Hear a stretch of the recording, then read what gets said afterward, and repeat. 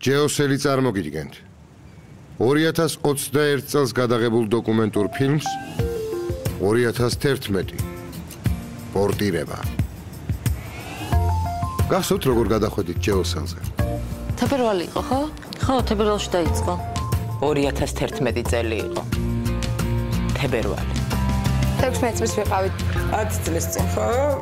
მაგრამ მე არსაიდან არ გადმოსულარ თავიდანვე ჯეოსელი მქონდა პატიოსნად. მაშინ რადიკალურად ცვლიდი ყველაფერს. ვცდილობდი რაღაცნაირად გავქცეოდი საკუთარ თავს. რაღაც ზემომენტი იყო, ვერასდროს ვერ დავავიწყებ.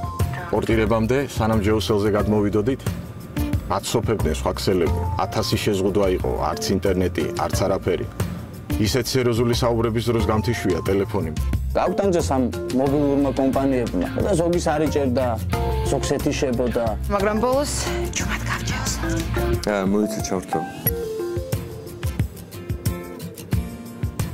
გათავისუფლდი მაღალი ტარიფებისგან, დაბალი ხარისხისგან, დაფარული ხარჯებისგან და შეზღუდვებისგან.